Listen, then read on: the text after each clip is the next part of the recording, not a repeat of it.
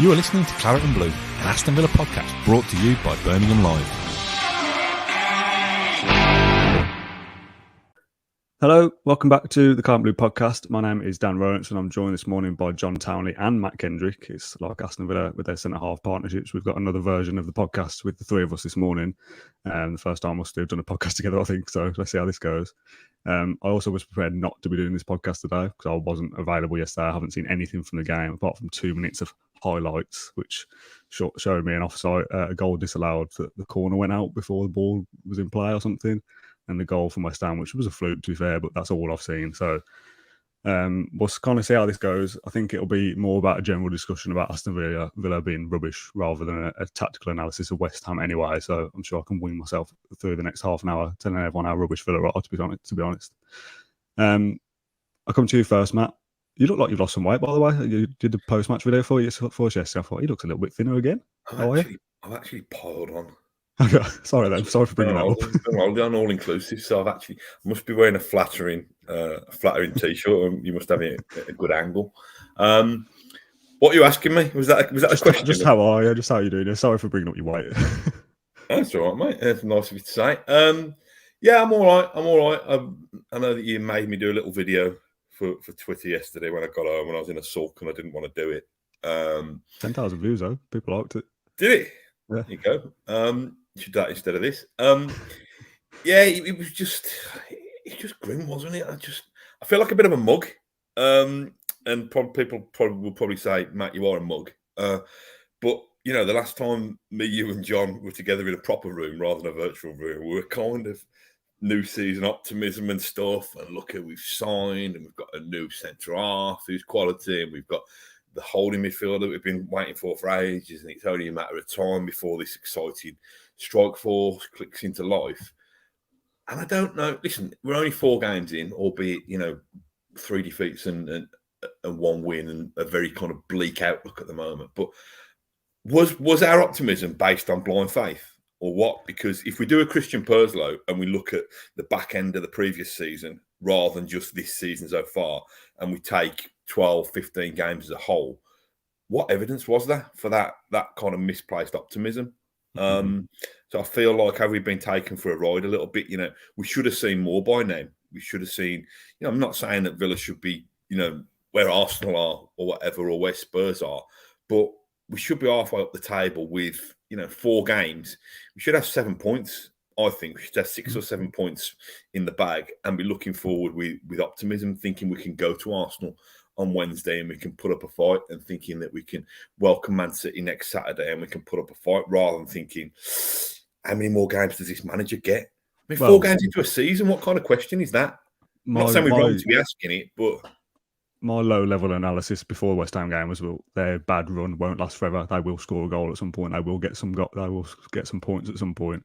So the same could be said for Arsenal. They won't win every single game. They will slip up, but I don't think Villa will be the team to stop their unbeaten streak. But if we'd have beat West Ham and we'd have got something against Crystal Palace, we would be looking at it going, "Oh, we've got 7 points.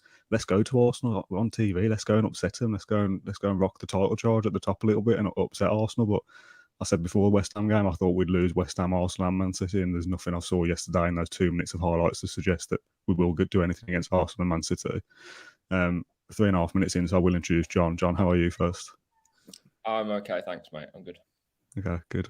That was very bleak, wasn't it? You don't sound all right, mate. You were there yesterday covering it from the press box and did the press conference and all those kind of things. So before we get into the comments are all Gerard in, Gerard out, so we're going to have to talk about it at some point. How was the presser? We'll talk about the game in a bit, but what was the mood like inside the stadium after that game? Well, the mood straight after the game was obviously loads of boos, and it was a bit toxic towards the end. And to be fair, I think before then, it wasn't that. It was very supportive of the team. A lot of West Ham fans on social media were saying that the atmosphere was really good. They probably would say that after they've won, though, to be fair. Yeah, in the press conference itself, very quiet, very, very dull, really. Gerard, not really. He says he's usually quite chirpy in press conferences. I think this sort of reality hit him a little bit, that we've won 1 in 8, soon potentially to be 1 in 10. All the stats that we're going to bring out are now going to get, well, could possibly get worse, obviously, to say, with Arsenal, Man City, the 2 most informed teams in the division. So it doesn't get any easier from here. Villa are in it now. It's almost the reality of the situation. I don't quite think Gerard knew that we were not necessarily this bad, because I don't think we played poorly against West Ham necessarily. I think it's more just the chance creation in the final third that was off. But yeah, this is where we are now. We're just hovering above that bottom three, and saying 2 games time. After then, you've got crunch games against Leicester and Southampton. Those games are must wins now, and you wouldn't have thought that again when we're doing that pre-season preview, like 4 weeks ago. So it's I don't know where the club goes from here. That's where I'd say. So I think last against Bournemouth, I said that I was worried and a bit alarmed about what we're just saying, because I think we knew that would now continue into Everton, into Palace, and into West Ham, as we've seen. So yeah, I think we've all sort of been proved right in a way after pre-season. We can't really see what's going on. We don't know. Gerrard knows his best 11, so there's been loads of different changes. So it's really tricky to see where the club goes from here in the next 2 weeks, the next month. I couldn't tell you. The stat that I liked, I didn't like it because it's grim actually. West Ham and Bournemouth versus Aston Villa, 3-0 on aggregate over the two sides. 1-0 West Ham, 2-0 Bournemouth. West Ham and Bournemouth against the other sides they played, 0 goals scored, 21 conceded. Now that is skewed a little bit by Bournemouth being battered by Liverpool. Yeah. But that's grim reading to be that, we're not bottom of the league, we're not rooted to the bottom. Might as well be, we're close enough to it. But we've not even been in it. And the games we have lost to, they've been rubbish in their other games. It's very... We talked about it a few weeks ago, and I saw some people retweeting the video that I did last week or the week before about being kind of disengaged with it all and just being a bit, how long is this going to last? And you said at the start, Matt, how much further has Gerrard got? Is he going to turn it round, or will he be sacked? I mean, that is the flashpoint, isn't it? He'll either turn it around and we'll get good and we'll go, right, okay, well, it's a tricky start, but we've clearly got something in place now to move forward with, or he'll be sacked and we'll be back to square one.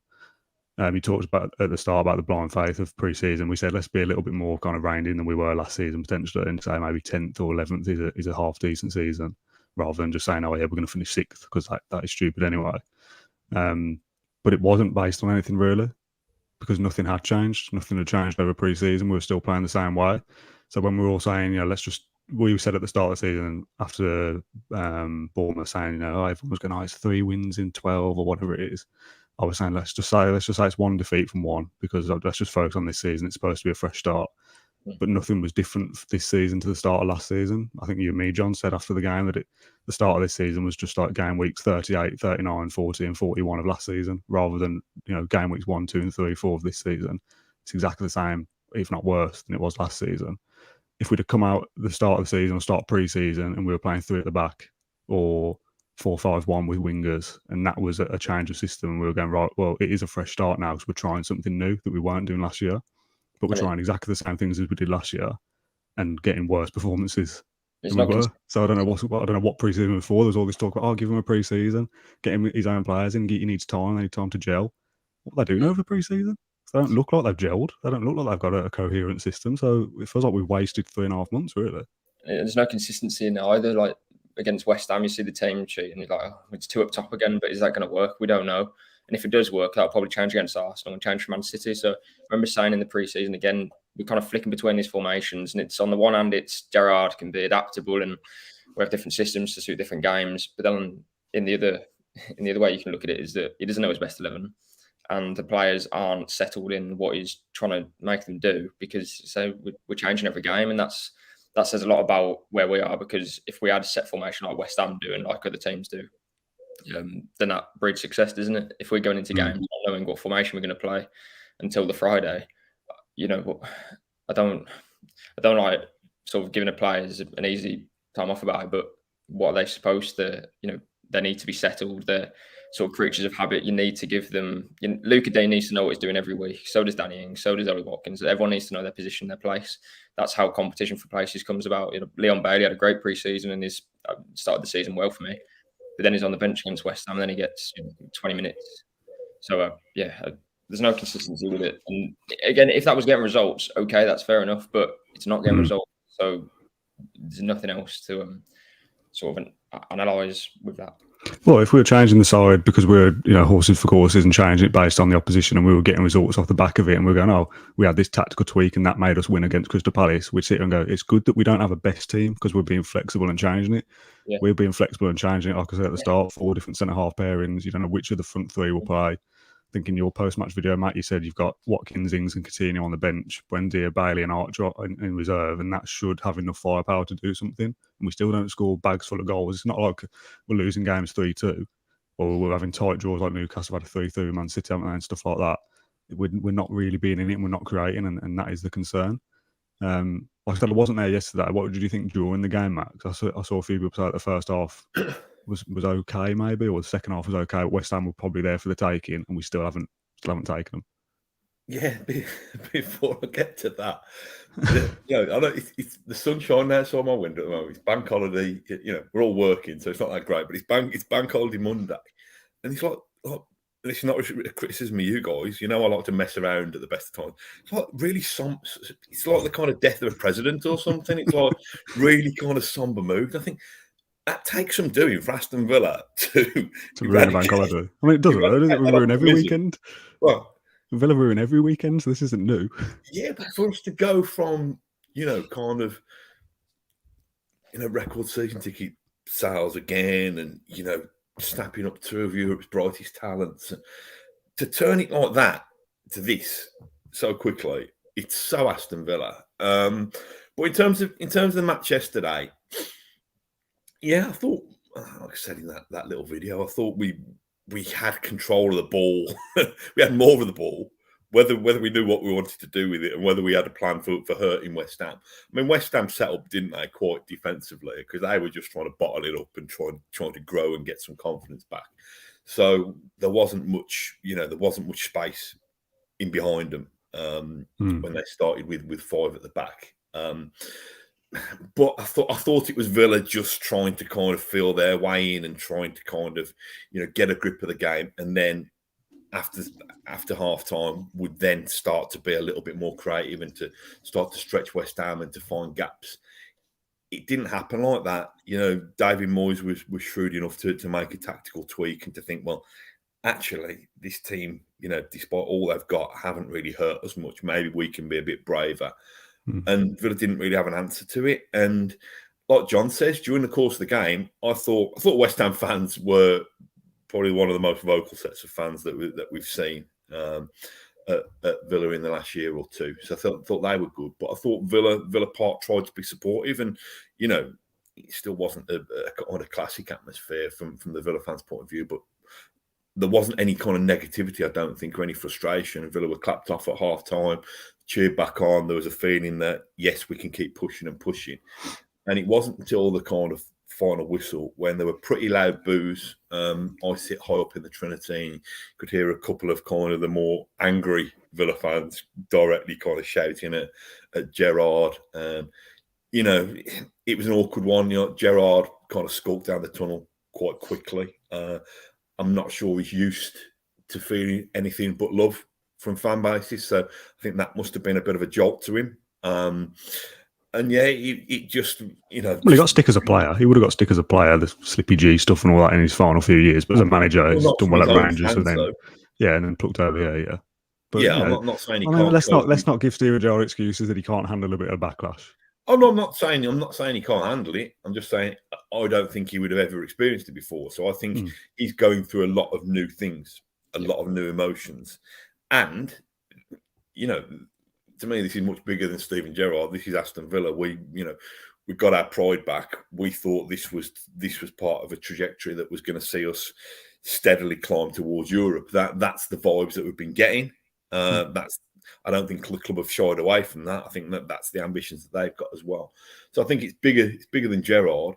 Although having said that, Gerrard knows that if he wants to achieve what he needs to achieve, he can't have Aston Villa involved in a relegation battling season. He needs to be, delivering a lot higher than that. And we'll come to the bigger questions about his future and stuff. I don't think that he's shown enough yet to prove that he can take Villa on, and that's something that he or the club need to address quite quickly. There's a comment here from Jason. He says, positive that Arteta couldn't get a tune out of Arsenal at the start of last season, but given time, he's got them singing the musicals. Maybe we'll all look like idiots this time next year. And we mentioned that a couple of weeks ago, and I'll be more than happy to clip up our podcast from a couple of weeks ago and make us look stupid if Gerrard beats Arsenal and Man City and we start to go on a nice little run, yeah, make us look stupid, please. I'm begging you to make me look stupid because I want Villa to do well and win games. But at the moment, I've not seen anything in 15 games, 20 games. I feel like there's anything that's going to change. I don't think we'll do anything differently. No, Do you, John? Can you see anything? Is there any shining light of positive where you go, well, there is this that looks okay? I think the difference for me between sort of Arteta chat and managers who can turn it round, but the point being that they have an identity, they know how they want the team to play, and I'm sure Gerrard does as well.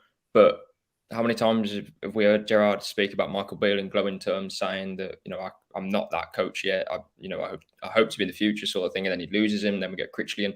So we've had nothing but, you know, kind of chopping and changing, whether that's in staff, on the pitch, players. There's no continuity at all. You don't see the same backline start more than 3 games or even 2 games this season. We've had 2 different defenders for 5 games. I know that's obviously Mings being ill and Carlos being injured. But there's no continuity. The other managers know what they want and they put it on the pitch and they can execute that. You say earlier when I mentioned about West Ham sort of change of formations every so often, when they do, it works. For example, yesterday, like after the game, one of the stewards overheard them saying that's the difference between an experienced manager getting a decision right at half time compared to someone who perhaps isn't still, you know, learning the ropes in many ways on the job. So, you know, Moyes brings on Benrahma, goes for a little bit, you know, positive, proactive changes. Gerrard does that as well, but the players become on the pitch and more, you know, let's sort of how are we linking play. Ramsey comes on, Buendia, Bailey. It seems to be that we're just putting players on the pitch rather than having, you know, a plan. I think Matt said previously, you got those 3 players on the pitch. You've had Watkins and Ings as well, and we've scored from a corner, but obviously it's disallowed. But apart from that, we've made next to nothing. We've had 2 shots on target since then. We can only remember one that was a long distance shot from Coutinho that didn't triple Fabianski. So yeah, again, I'm not sure where the club goes from here. I totally agree with Matt. I don't think Gerrard has had, it's almost 10 months now.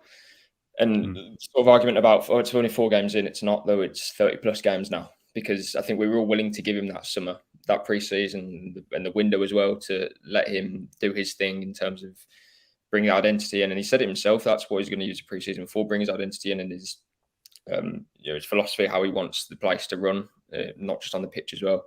But we haven't seen any change. And at the moment, we're only going backwards because we've lost 3 out of 4. And there we go. And again, that Arsenal Man City game's coming up. That's probably not going to be making for easier reading. So we're in a really tricky position at the moment, and I can't see it changing with Gerrard not knowing exactly what he wants. And if he knows what he wants and he's putting it in the players, it's not working. So either way, you come into an issue that I don't know how that gets resolved from now. I'm going to just waffle some numbers and stats at you for a second. There's a lot of points you made there that I want to try and come back to, Michael Beale being one of them. We'll talk about in a second as well. I was willing to write off the back end of last season, really. Like I said, let's talk about it's one defeat from 1 game, or it's 1 win, 1 draw, whatever it is. Let's just focus on this season. But that was kind of being generous and being kind and trying to be optimistic for the sake of being optimistic. But nothing's changed since last season, so I'm not willing to say it's 3 and 4 anymore, because it isn't. It's the stats you sent me earlier. 3 wins in 15, 1 win in 8, 3 out of 12 points this season, 12 out of 24 defeats in 2022. I mean, that isn't a side who's turned the corner and is on the route back up into the top 8 of the Premier League. That's a side that's struggling in the bottom 6 of the Premier League, or worse, bottom 3. It's also a stat from AVSE Stato earlier on, if I can scroll back and find it quickly, talking about Gerrard's record versus Dean Smith's. I'm not sure I'm going to be able to find it because we are live. Let me keep filling for a second. Can I find it? There's so many comments of just people airing their concerns, which is absolutely fair. Steven Gerrard's been in charge of Aston Villa for 31 games, earning a total of 38 points, which is grim. In Dean Smith's final 31 games for Aston Villa, he earned 36 points and was sacked. And there's nothing in my mind to suggest that isn't 33 games played with 38 points for Gerrard after the next 2 as well, which I keep saying I'll be amazed if we get something against Arsenal and Manchester City.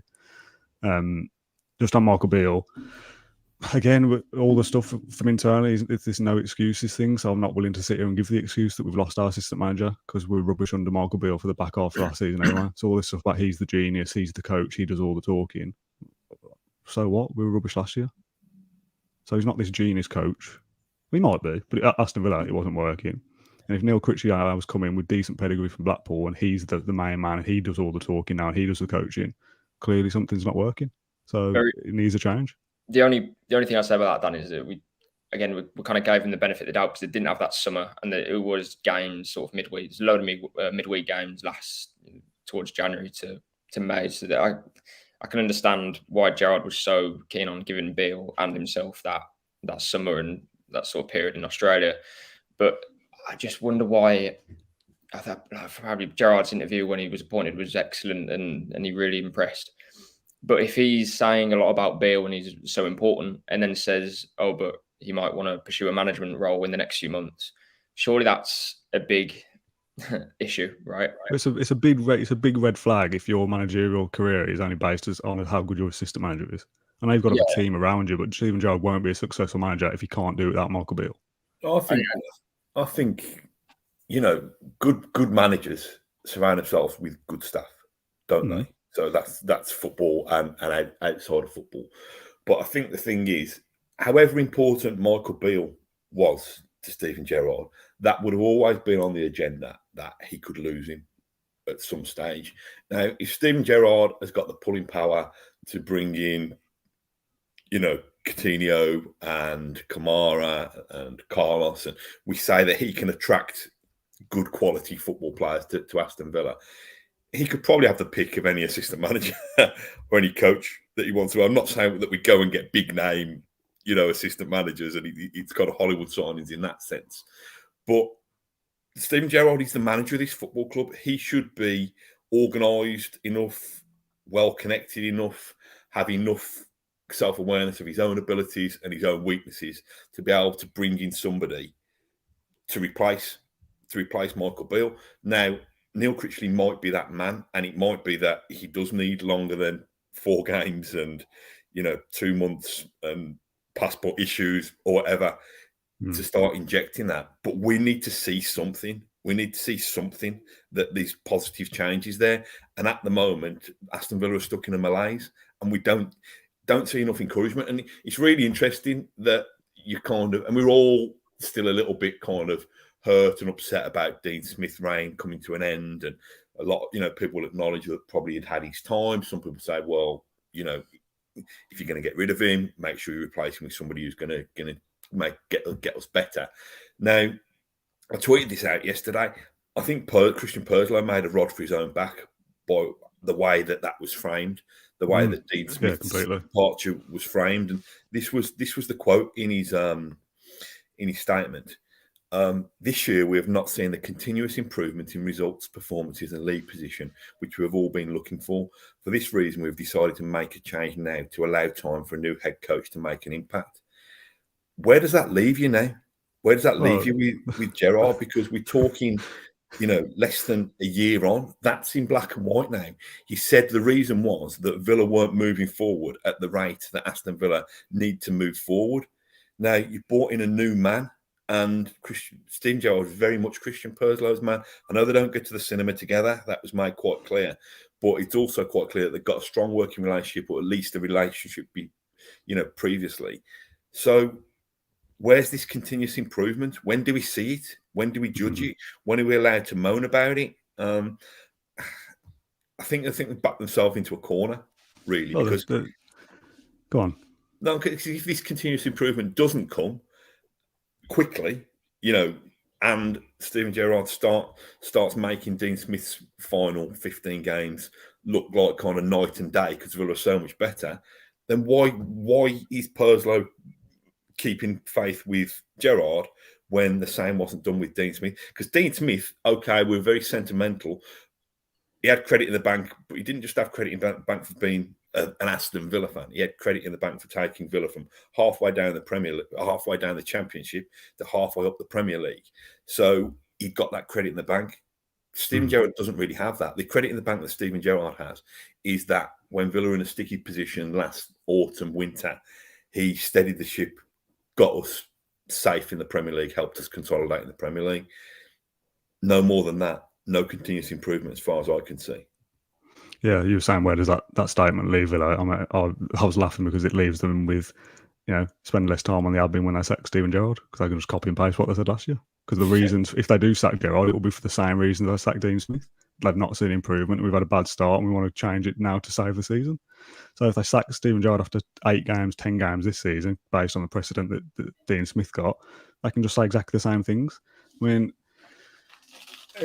we said I wasn't planning to be on this podcast. I've got nothing planned. Well, I knew we wouldn't talk about West Ham much, and it is the wider conversation about Aston Villa being poor. But I would question what Purslo's future at the club is if Steven Gerrard's appointment doesn't go right.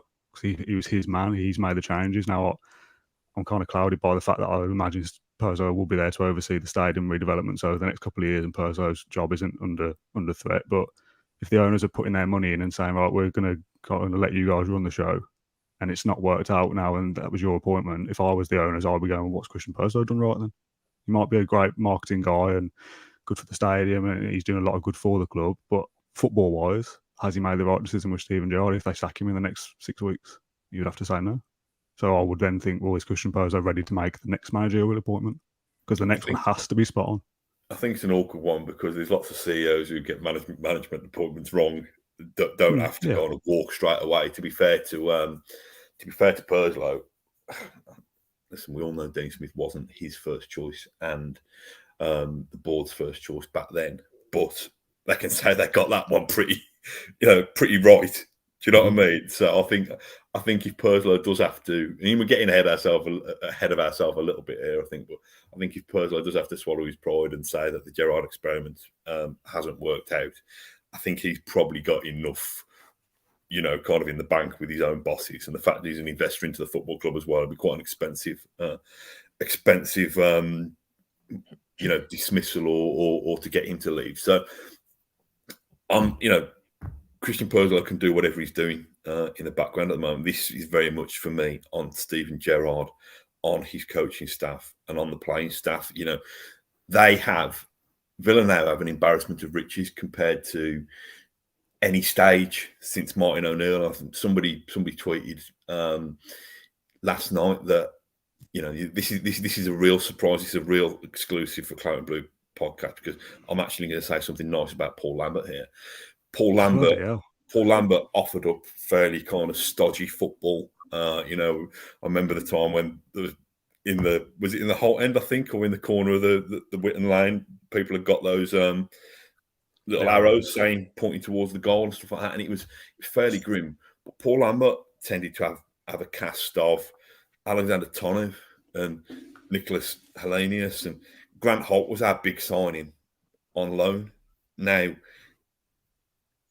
I think we can agree that we're shopping in a slightly different market now.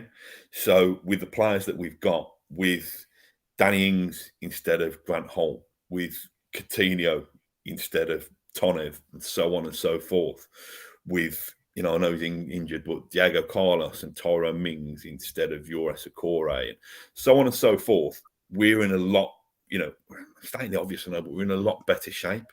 That's on the manager to solve that puzzle and to make us play in an exciting, aggressive, competitive way. I don't think we were any of those things yesterday.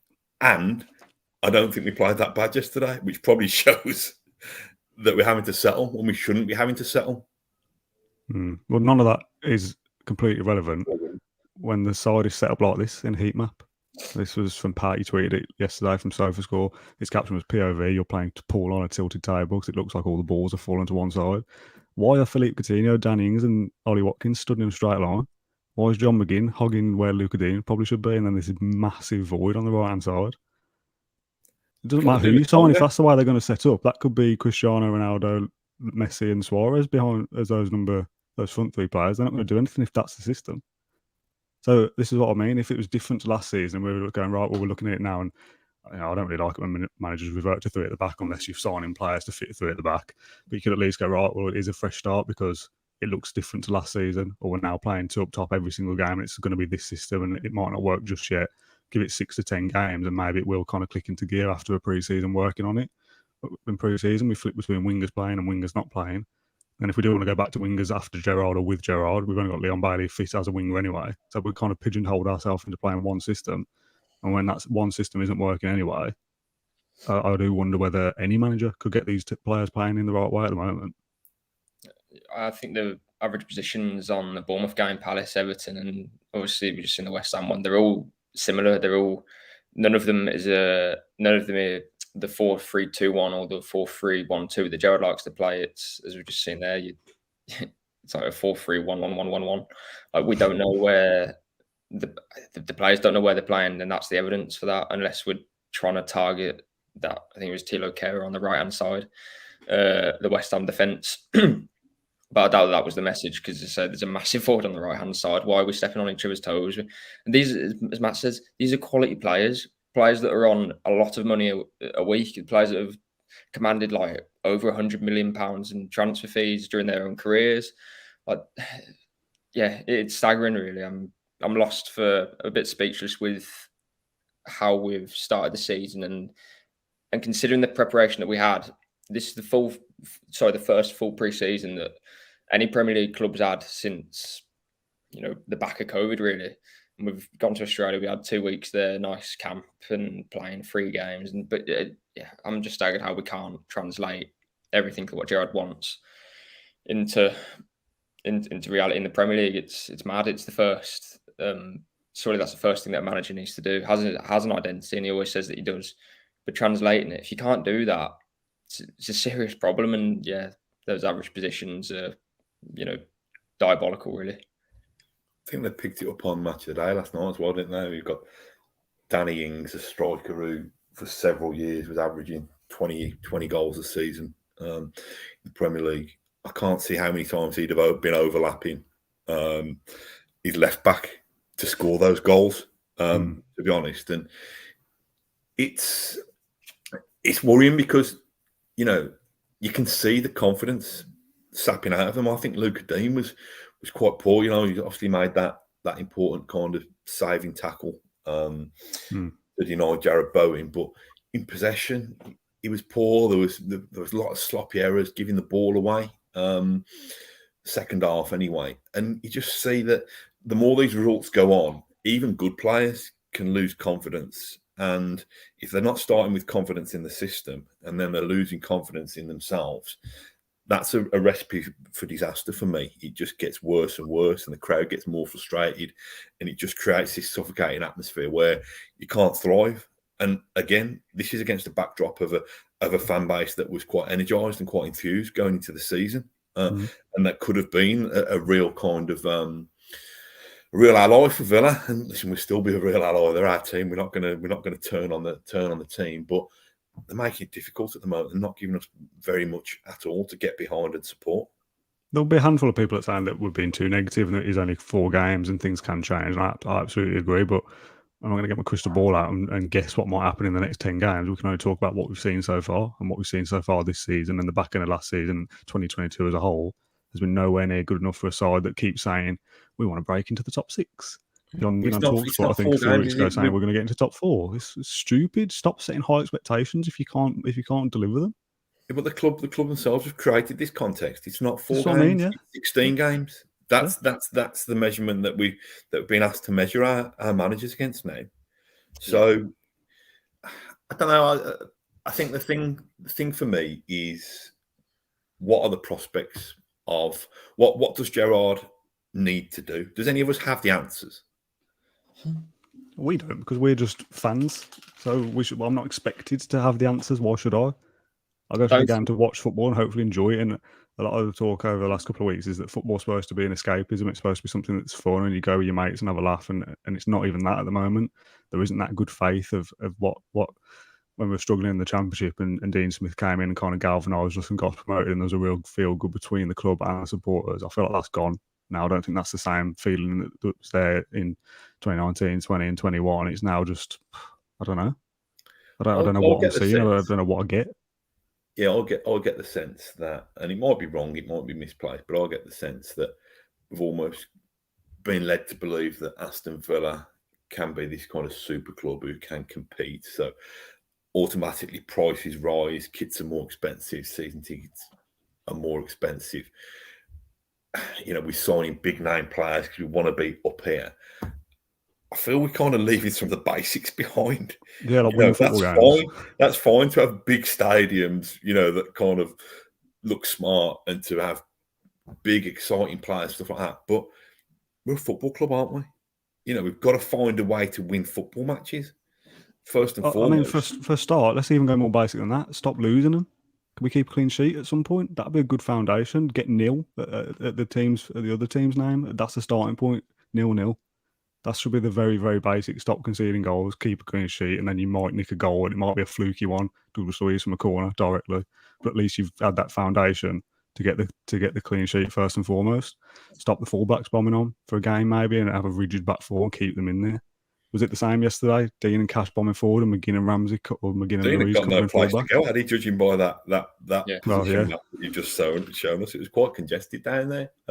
Cash was, in an attacking sense, very subdued. Actually, we saw a little bit of him, I think, as Villa chased the game in the last kind of 10 or 15 minutes. But you know, that's the funny thing. A lot of what we tried to do came down a very congested left.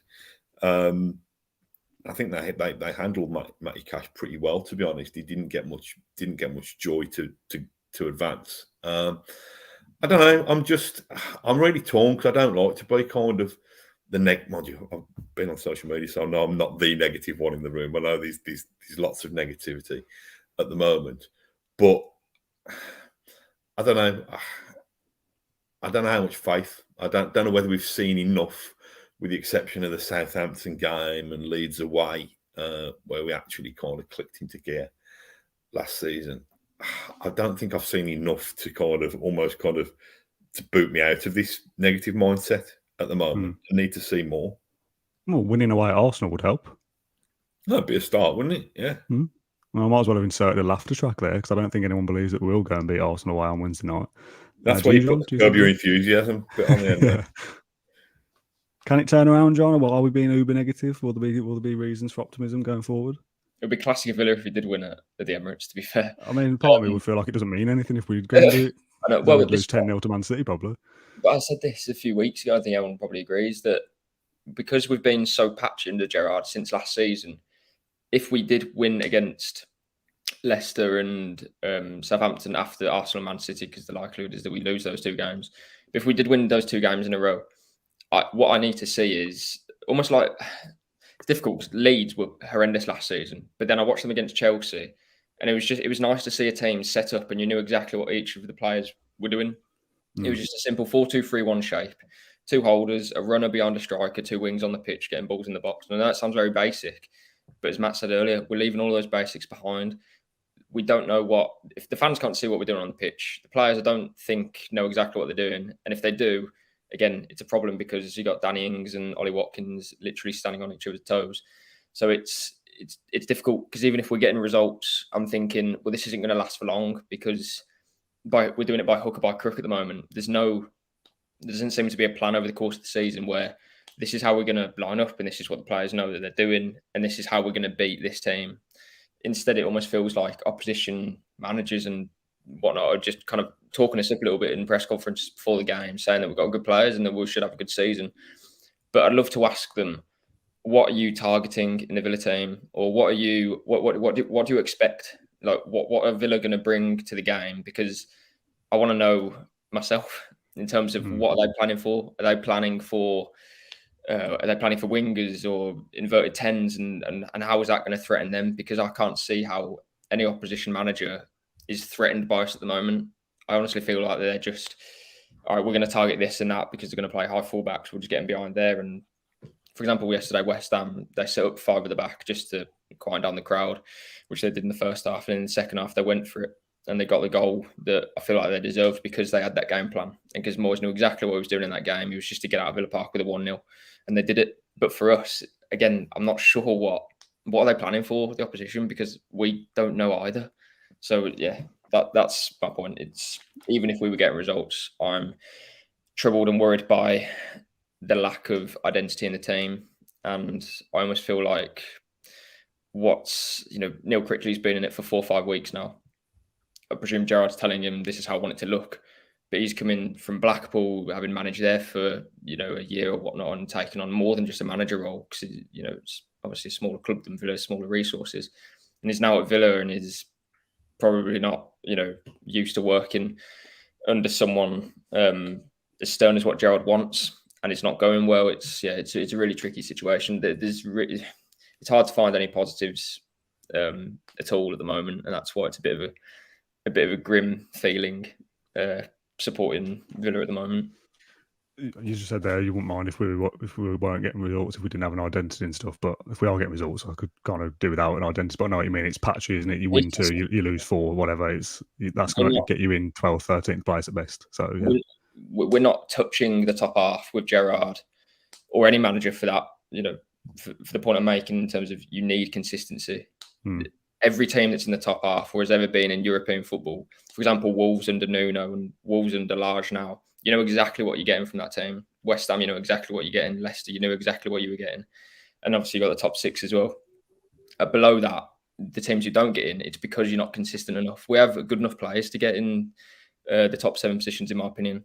But if they don't know what they're doing on the pitch, you're not going to get near it. It's 14th position again, and it was justified last season. There was a comment on the last podcast that I wanted to reference. I've only written it down in the private chat, so I've not got the name. But they said, pardon my ignorance, but there's a question I've got to throw out there. I'm 45 years of age and I've been watching football for most of those years. I'll readily admit that I have no idea what the phrase football identity means. I'm not being funny or smart. I genuinely have no idea what it actually means. Can someone explain it in a coherent fashion? I expect us to compete. That's all I ask. I don't expect us to win the Champions League, but I expect us to give all the teams in our league a good game. Why is identity important? I don't understand. We talked about it a lot, John, but you're more coherent than I am. So do you want to explain what people mean when they say an identity or a system?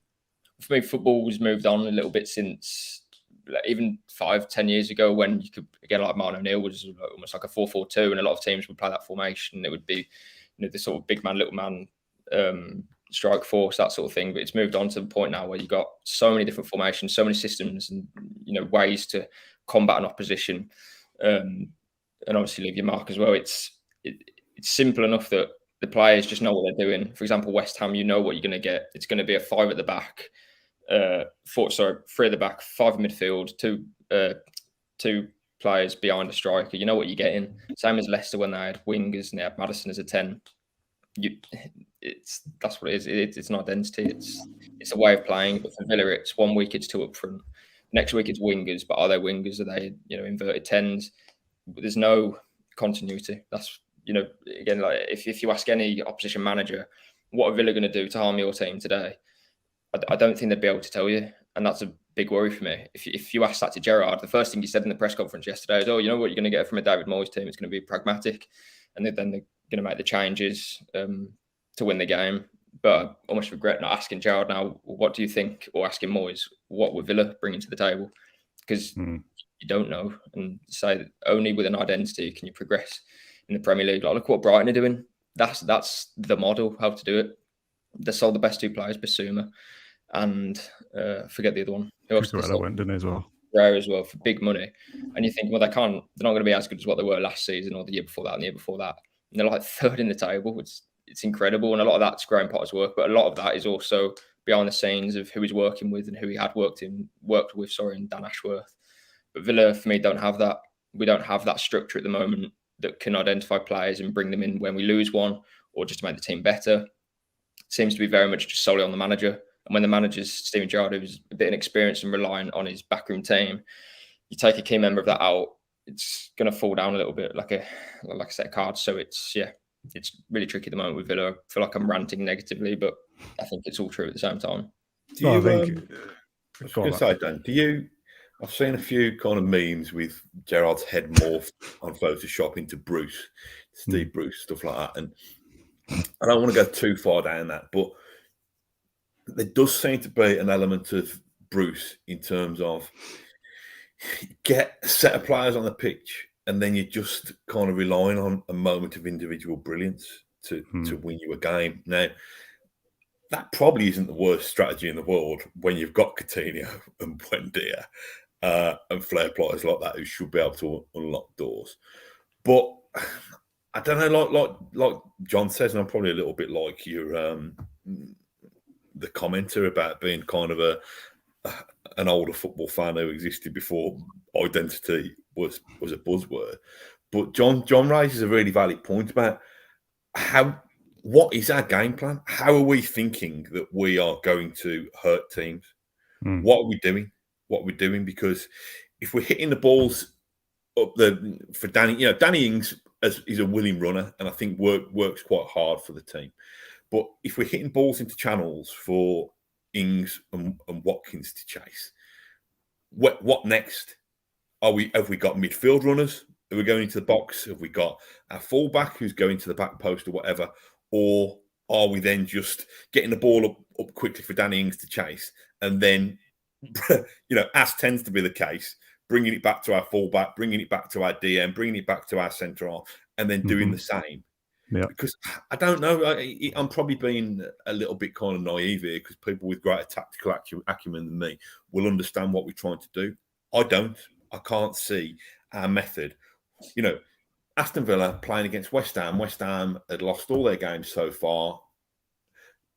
You would have thought the nostalgic me would have thought a good Aston Villa team can get a 2-0 win out of this game today. We can be tight at the back and we can score 2 goals. But I don't know how those 2 goals would have come along. What's our method to hurt West Ham and score goals yesterday? Do you know, John? Watching it from my position, I thought that it was mainly to, again, keep a clean sheet and be solid at the back. And we were using that ball a lot to just whip it between Tilo Kehrer and Zuma, that little pocket between those centre-backs, and get Watkins or Ings down the middle. And I was writing in my, similar to what we just saw in the average positions, I was writing in my report, I had something along the lines of Ings, being a bit of a nuisance for Kehrer and Zuma. And then I remember coming back and I knew that I'd put that for Watkins. And then I realised I literally wrote the same thing. So again, they were stepping on each other's toes, and that was the game plan in the way that it was, on the pitch. I'm sure it wasn't as simple as that. But if it was more complicated, clearly the players can't do that. So it's really tricky. We don't know what's supposed to be happening on the pitch. And again, if we don't know, it's a bit of an easy ride, then, isn't it, for the opposition? I'd love to ask the manager after the game, and say I regret not asking Moyes, what was the threat that Villa were posing today, and how do you think, or how has your data analysts reviewed Villa so far this season? Because again, they talk us up a little bit, but then they're all targeting 3 points against us, and it seems a bit of a punch bag at the minute. Well, we're saying about Southampton and Leicester and all those games coming up after these two, but they'll be looking at Villa and going, that's probably an easy 3 points there. And we're talking about we don't really know what we're doing, and it looks like the players don't know what they're doing. You'd like to think that every so often we might beat a team because the opposition don't know what we're doing either, and we might surprise them with something out of the blue, and we don't even do that. The only thing you can guarantee with Aston Villa at the moment is that we'll concede. We won't get a clean sheet. And we've talked in previous episodes, I don't think you were on it, Matt, but the amount of times you'll see Mings to Dean, to Ramsey, to Dean, to Mings, long ball to Watkins, back at you, to Cash, to McGinn, to Watkins, to McGinn, to Cash, and they just dawdle around on the halfway line. It's a long ball for somebody to chase. And there's no midfield because there's no midfield to play through because it just goes over the top. Oh, I wonder if you are relying on somebody to come on and have a little bit of a flick, or Coutinho to put a through ball in, and we score against the run of play. That's not a sustainable tactic, is it? Playing games against the run of play. Speaking to the West Ham journalists around me yesterday as well, a lot of them were asking, well, what's the, where's the negativity come from? And it's Gerard under pressure, blah, blah, blah. But the main point is that, as you say there, Dan, what was the point you just made there? Sorry, I've lost my train of thought. I don't know, to be honest. I don't know what point I'm trying to make. It's just that I feel like if no one knows what we're doing, we might win a game by fluke at some point, and we still don't do that.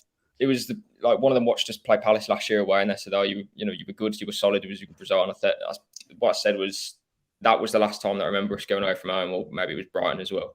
And we looked solid. We looked like we had a game plan, and it was back to basics. It was easy to look at and say, "Well, that's what we were doing today."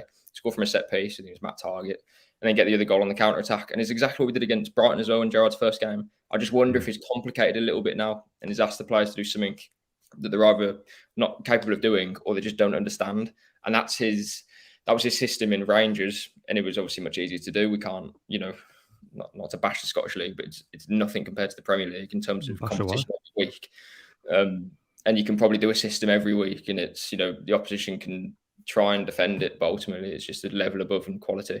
But in the Premier League, you need to have, again, I keep saying it, an identity, consistency. What are we doing in this game that's going to win us 3 points or keep a clean sheet? Because I don't think we're even going out to do any, like when we go to Arsenal, I have no idea what we're going to do. I don't know if we're going to go 2 up front, play with wingers, how we're going to keep the ball. Do we want to be possession based or not? I don't know. Gerard said he does.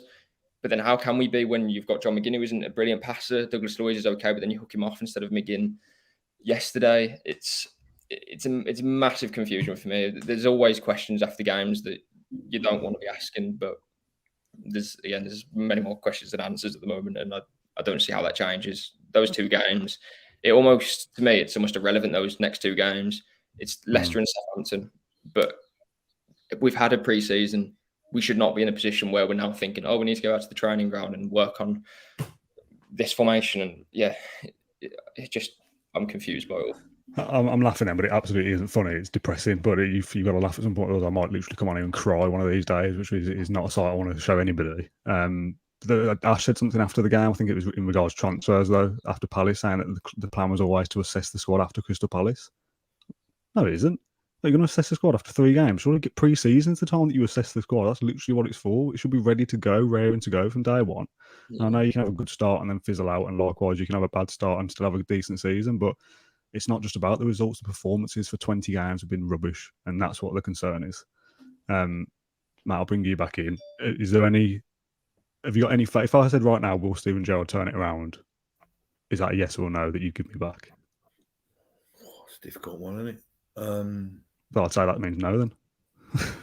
It's a difficult one because the obvious question is, should he go now? And I don't think I don't think it's fair. I know I've banged on about, Aston Villa have set this system now that you judge people over the previous 8 or 9 months as well as the start of the season. I think it'd be harsh to get rid of him, at this stage of the season. How long did Dean Smith get last season? Smith got 10 games, didn't he, I think?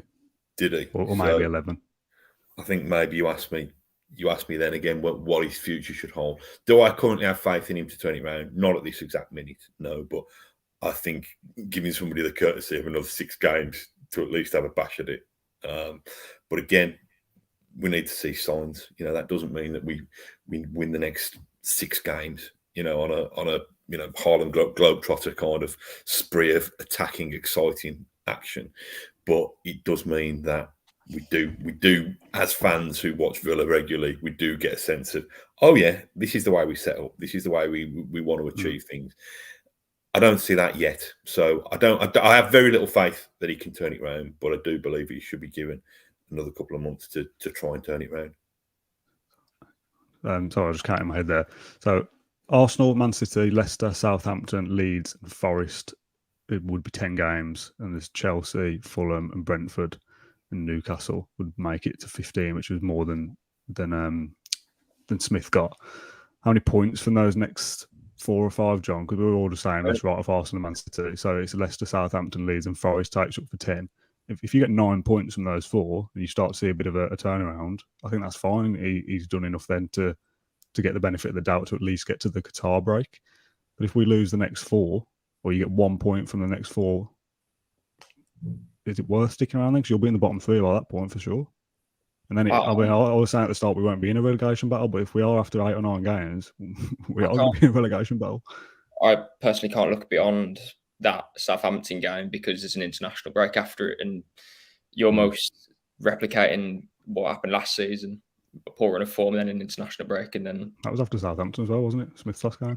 Yeah, and then obviously Smith got released before the international break. So I'm not looking past the international break. I think that's a significant period in the season, and I have no. It sounds like we're bashing Gerrard too much. It's not. We all want it to work for the benefit of Aston Villa, but I can't look past the fact that we don't know what we're doing on the football pitch. Results comes after that for me. If we don't even know what we're doing, how on earth are we supposed to get near a top 10, let alone go to Leicester and say, they've had a bad start to the season, we should be able to beat them. West Ham didn't score a goal, and in a poor game, we lost 1-0.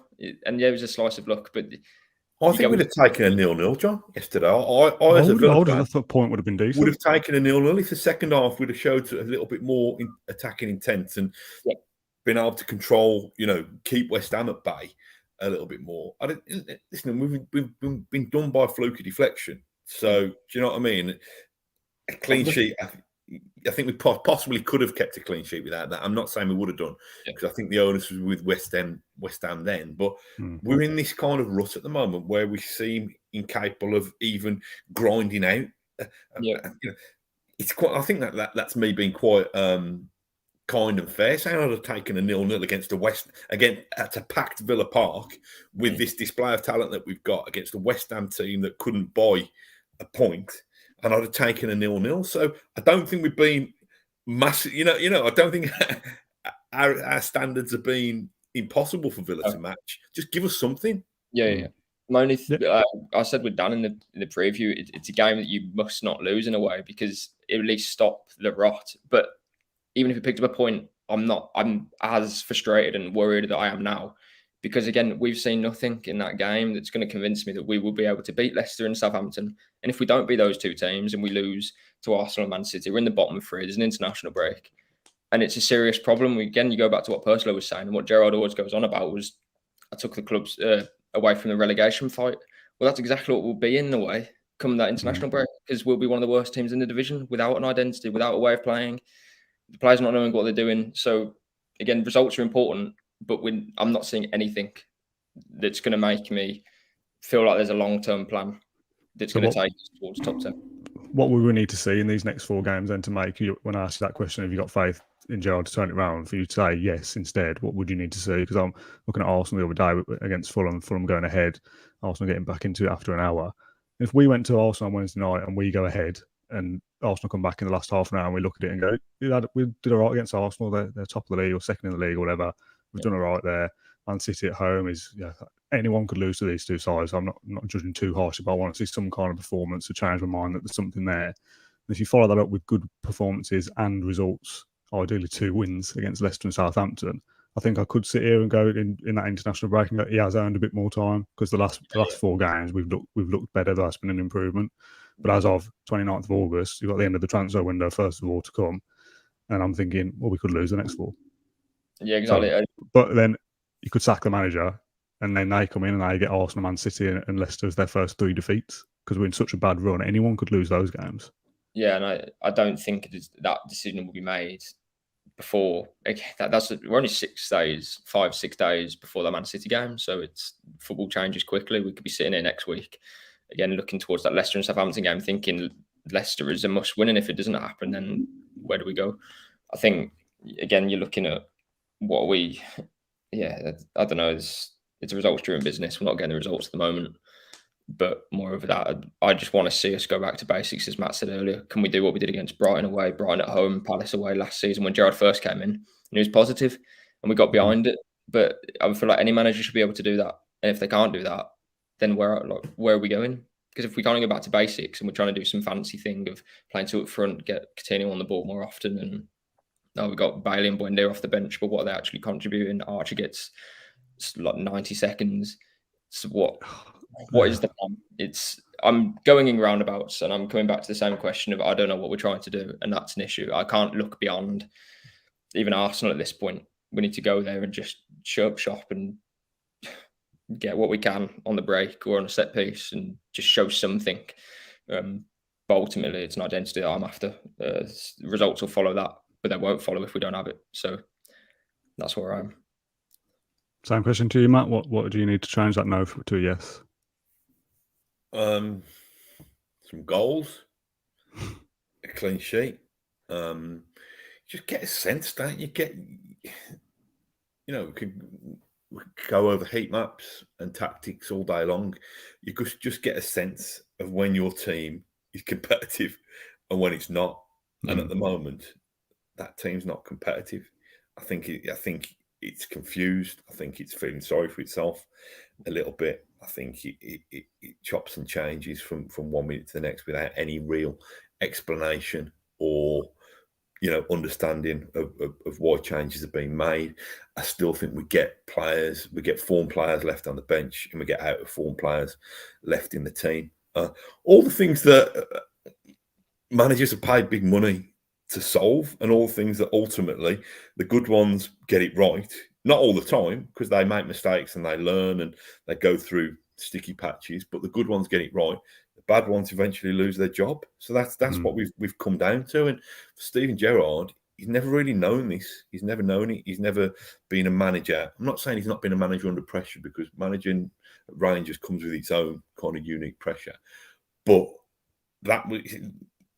he's never really kind of known losing ruts or long periods without winning games. So it'd be interesting to see, I think I've seen it. What did I say? I saw a quote from him. I don't know whether he said this when you were in the presser yesterday. I think somebody must have mentioned asked him about the booing, and he come out and said, "I've got 2 ears," as if to say, "I can hear it. I know what's happening."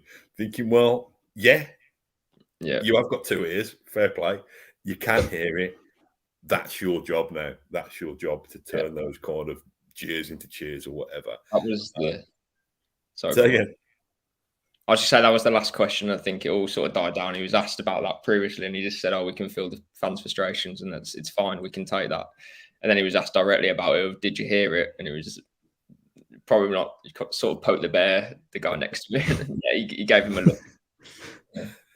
I've got 2 ears. But the other thing I was going to mention, away from, well, not away completely from the football, but I tweeted about it last night. It's that bloke who's trying to nick the ball at the front of the Trinity. I saw your tweet about it, yeah. Unbelievable. So last 10 minutes of the game, I think it was a Villa throw-in. The ball girl or the ball operative or whatever I'm supposed to say now wanted to get the ball back quickly. I think it's assistant. I think it's ball assistant. To kind of put the pressure on.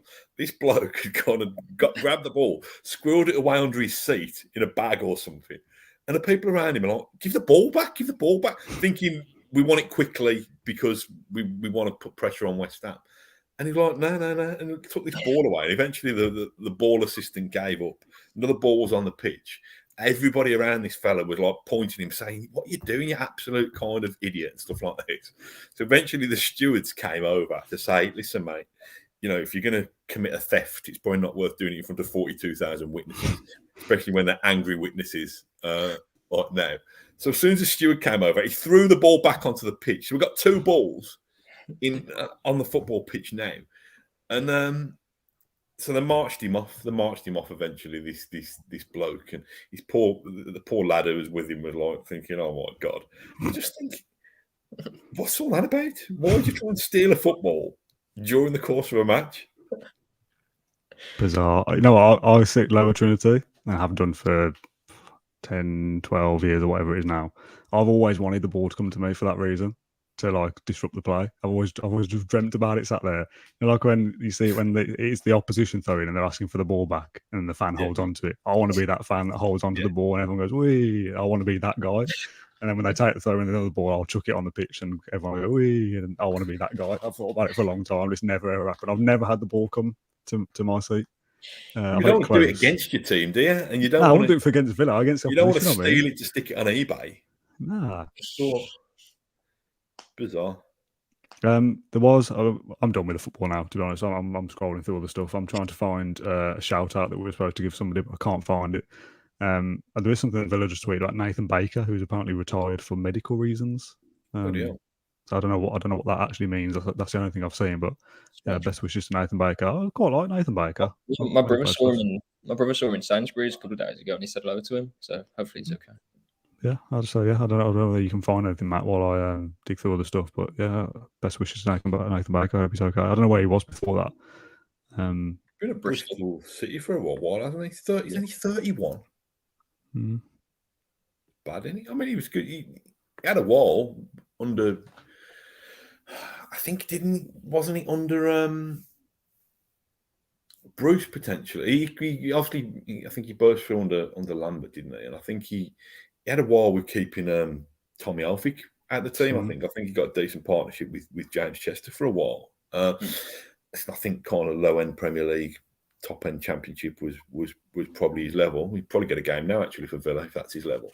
But yeah, no, I'd be interested to find out what's happened there, because he was, I think he's a local lad. I think he's from Worcester. He was always, the time when I was interviewing players and the Villa reporter back then, he was always friendly enough, quite shy guy, but he was a decent defender. So yeah, it's a shame footballer ending his career at 31. bad Yeah, news. the Bristol City have done a statement saying the 31-year-old will step away from the game as a consequence of a head injury he sustained at Sheffield United on November 28th, 2021. He was hospitalised for 24 hours following that incident and has since been undergoing test treatment and recuperation in an effort to resume his career. Having assessed his progression over a period of 9 months, Nathan has been advised by medical professionals that to carry on playing at professional level will represent a significant risk to his ongoing and future health. So, yeah, bit of a freak injury. He's been out for a long time and out to retire. So, yeah, that's a shame. Anyway, I found the tweet I was going to read out, not to disregard Nathan Baker's health. From Michael Huggins, I'm sure I met Michael once after we got promoted. I'm sure he bumped into me because I recognise the name. He said, "Hi, this was before West Ham. My nephew will be coming to his first game at Villa Park on Sunday against West Ham. He's from Nevis in the West Indies and he's 13. As you can believe, his friends on the island can't believe he is going to a game, so I'll be giving him the full match day treatment. His name is Malaki, and you will make his day if you can give him a shout out on your next podcast." So Is that Malachi? might be Malachi. Oh, no. He won't be having his day made now if we've all mispronounced his name. But yeah, nice little thing to be, one of the only kids from the island to go and watch a Villa game like that. That's probably quite a big deal, and what a great game to go to. I'm sure he enjoyed it very much. Yeah, I don't know where we go from here. There's a lot of talk. We've had millions of comments today, probably the most we've had for a long time. Actually, there's 700 people watching this bank holiday Monday. Get a life. I'm joking. Thank you very much for tuning in. I'm joking. People talking about the next manager. I don't really like doing stuff like this while we've still got a manager, and we will talk about Gerard's replacement when Gerard is replaced, if he's replaced. But the two names that are going round and round on social media at the moment just sound mental to me. The two Ps. Pochettino and Potter. Surely no chance, is there, of either? Am I alone in thinking that? Or am I downplaying Aston Villa's size that we go to Pochettino and go, here's 20 million to be our manager? He would go, yeah, okay. I don't know. I think you mentioned that, Dan. We don't really want to talk about managers coming in, but I don't think you can get away from. No one's an idiot. I don't think that either the owners or whoever is making these football decisions that they can't be thinking about these topics. I suppose it's the same as like a transfer window. I presume if your striker's not scoring goals, maybe you look at bringing in a new striker. I don't know. Yeah, listen, where we are at the moment, we're an ambitious football club who has a lot of money to spend. We are, in my opinion, one of the most attractive clubs to work at or play for outside the top six. I think you're looking at Newcastle, and I would have said Leicester a couple of years ago, but I think at the moment they're obviously in a bit of a rut. I missed another one out there, West Ham as well, to be fair. So that's where we are. Those managers, if you're talking Potter, I think he likes to work under a structure that knows exactly what he wants and will give him what he wants and listen to him. I think Graham Potter's a genius. I really like him, obviously from Solihull as well. And then Pochettino's a name that's obviously going to be linked, and I think he wants to return to the Premier League. Whether the job that job would suit him, I have no idea. And again, I don't think it's worth getting or talking about, because Gerard's the manager. We want him to turn it around. But yeah, I'd almost look at the structure as well. We've appointed Gerard and it hasn't worked. Does that mean that we should just select the next manager and move on and hope that works? Because if that doesn't work after that, then I think we're in much more of a sticky position than what we are now. So who's making that decision is what I'd ask as well. Anything to add, Matt? It's an awkward one, isn't it? Because I think Dean Smith was able to almost book the trend in a way of the Villa job becoming a kind of career killer. Really, I think I've said this many times that there's not too many managers, certainly in recent times, who have either come in and kicked Villa on, or if they've done a good job when they've left Villa, they've not really gone on to much more anyway. So I still think it's, it is a plum job. It's still, in terms of the prestige, the history, all the things that we bang on about as Villa fans, but also in terms of what we think the owners want to do, what kind of investment we think that they're willing to put in. I think it is a really, really attractive job now.